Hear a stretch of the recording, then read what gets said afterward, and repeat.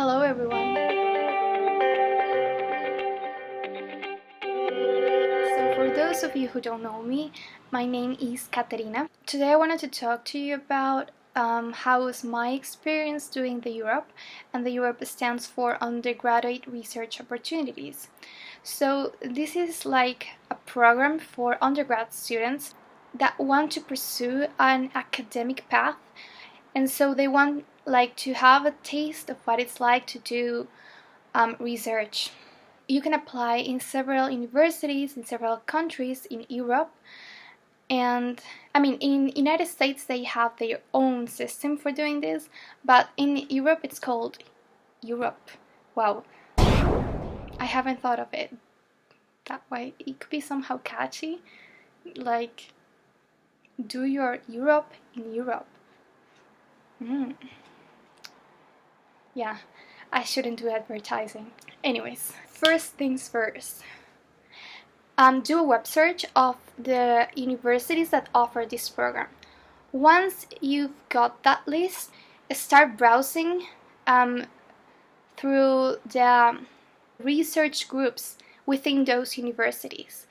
But ideally, you should look out for those research groups that you somehow already have an idea of what they do. Okay, so probably during your undergrad years you have already done what is called a research assistance, and if you don't know what that is, it's basically just working with a professor from your faculty and on a project, and just helping out with the most technical stuff.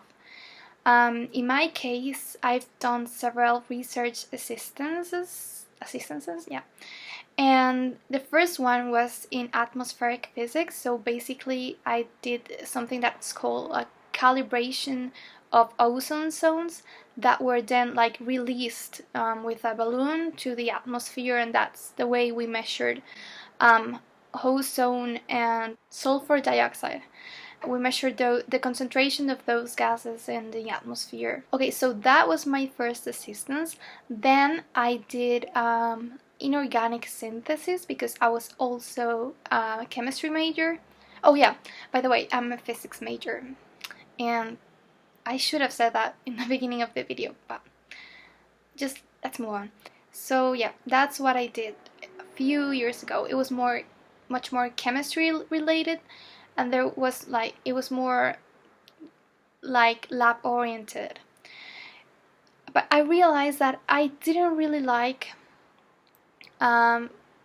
working in the lab that much. I didn't really like the experimental side of science, and so then I decided to pursue more of a theoretical computational path, and that's how I got into this other group, which is called the Quantum Chemistry Laboratory, and we use software to solve questions regarding the properties of molecules. In my case, I don't really work by using this software, I developed the software. I am a ballet dancer, so I think that dance is just the art of combining the steps that are already there. And I think coding is pretty much the same.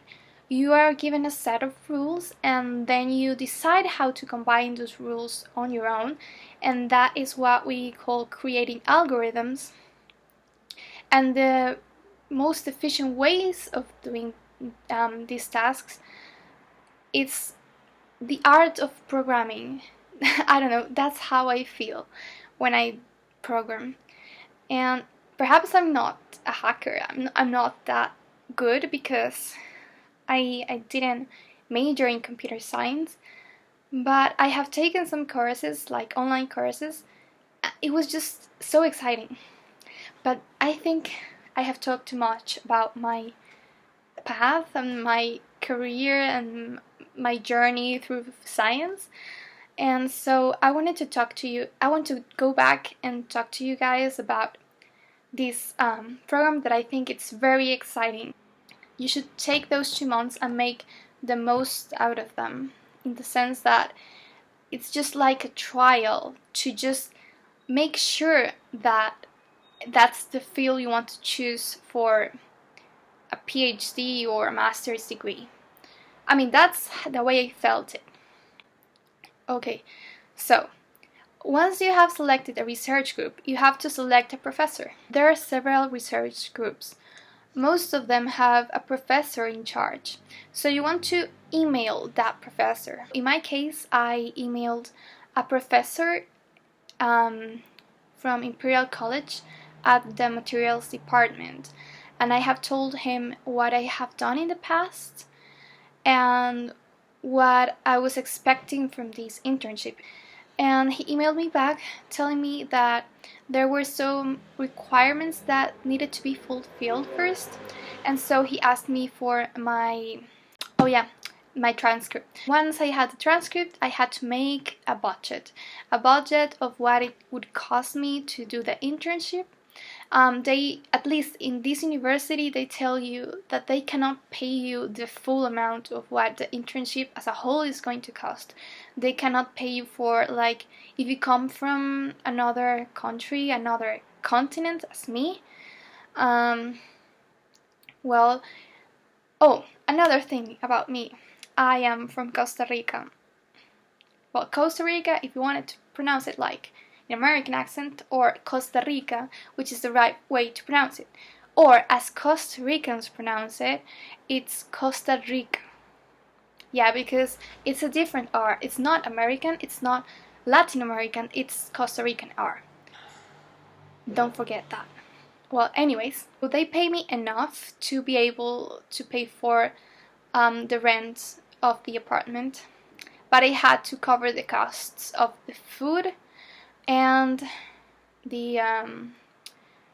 and obviously the flight ticket. And you need to take into account that if you want to go to the UK, as I did, I mean, the cost of living there is just so much expensive. The food is okay. I'm going to give you tips for that. But the cost of living is so freaking expensive that what I spend there for 1 month is what I pay here like for 3 months. So I am going to give you the tip for saving money in the UK. I mean, I don't know if people tell you this, but you're going to save so much money from this. You're going to go back to the UK and thank me. Okay, so here it is. Are you ready? Do not, and I repeat, do not eat at restaurants, do not eat at the student dining rooms. Don't do that. Do eat at Tesco and Sainsbury because they are so inexpensive.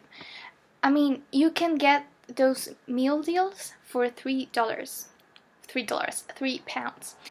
So can you understand that I was just spending £13, including breakfast, lunch, and dinner. I mean, for not cooking your own food, I think that's pretty amazing. I think I deviated. Okay, I deviated again from the main topic. Now let's go back again, rewind. Okay, so there is another thing I forgot to tell you. For applying to the UK, you definitely need a European passport. Without a European passport, you cannot apply. I don't know how this works for other countries, but at least in the UK, you cannot. I don't think it's discrimination or something. It's just that it's just too much paperwork for getting your visa. But one thing that just was astonishing for me is that in London, most people, and I'm not kidding, most people are immigrants. Okay, so from my perspective, I didn't do any statistical analysis at all, but from my perspective, you could find, like, let's say between 3 or 4 immigrants per English person. But the great thing about this is that it is so culturally diverse. For me, you could find but I'm telling you, any type of restaurant, from Indian to Japanese, Italian, Greek. I mean, everything you can imagine. Is Spanish. Yeah, there was everything. I really like that. But also, you can get to experience the English culture because it is, I would describe it as very elegant, very, there is a specific word for that. The word I was looking for was majestic. The best way I can describe London is majestic. It was so elegant, extraordinary. It was exceptional. It was, I don't know, I haven't been in such a beautiful place before. I mean, I've gone to Barcelona, and Barcelona has such a unique architecture. But I don't know what is about London that just made me love it. I was mesmerized by it. And because I think the video is just getting very lengthy, I will just stop talking and move on to the videos for showing you my experience. And I have no idea why am I doing this. Let's put on some music and get this started.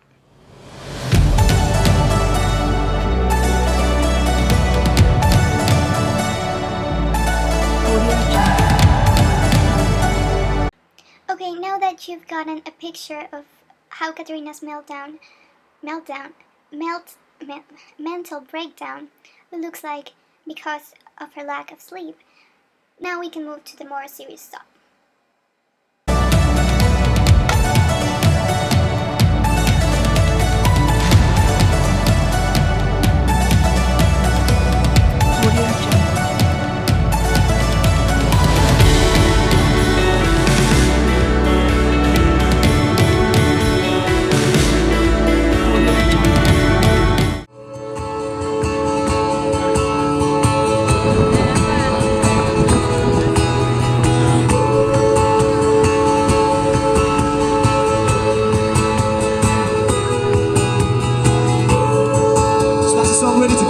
The next track is an original song called Everything off that CD that's for sale.